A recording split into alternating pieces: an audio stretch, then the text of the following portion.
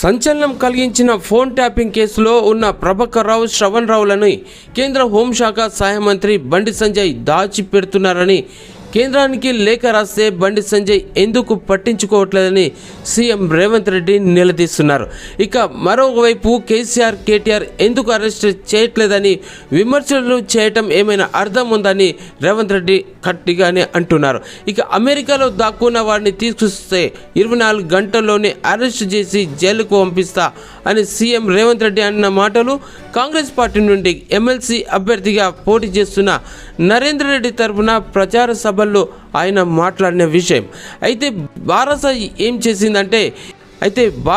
ఏం చేసిందంటే ఈ ఫోన్ ట్యాపింగ్, ఫార్ములా ఈ కార్ కేసు, గొర్రెల పంపిణీ స్కామ్లను తప్పించుకోవడానికి భాజపాతో చీకటి ఒప్పందాలు పెట్టుకున్న విషయం నిజం కాదా అని సాక్షాత్తు సీఎంఏ అంటున్నారు. ఇది ఇట్లుంటే మధ్యలో దూరిన ఈడీ కుంభకోణాలకు సంబంధించి పేపర్లన్నీ తీసుకుపోయి మరి ఆ కేటీఆర్ను ఎందుకు అరెస్టు చేయట్లేదని రేవంత్ రెడ్డి సూటిగా నింద లేకుండా అడుగుతున్నారు. ఇక దానికి సమాధానం ఇప్పటి వరకు అక్కడి నుంచి రాలేదు. ఇది ఇట్లా ఉంటే ఇక్కడ ఇంకో విషయం, బారాస 10 ఏళ్ళు రూలింగ్ చేస్తున్నప్పుడు అప్పుడు పార్టీలు మారిన ప్రజాప్రతినిధులు కూడా ఉన్నారు. మరి అప్పుడు రాని ఉప ఎన్నికలు ఇప్పుడు ఎట్లా వస్తాయని గట్టిగా అడుగుతున్నారు. అప్పుడు ఇప్పుడు అవే కోర్టులు, అదే స్పీకర్ వ్యవస్థ, మరి అలాంటప్పుడు ఎట్లయితుంది అని కళ్ళు తెరిపించిన విషయం ఇక్కడ చెప్పిండ్రు.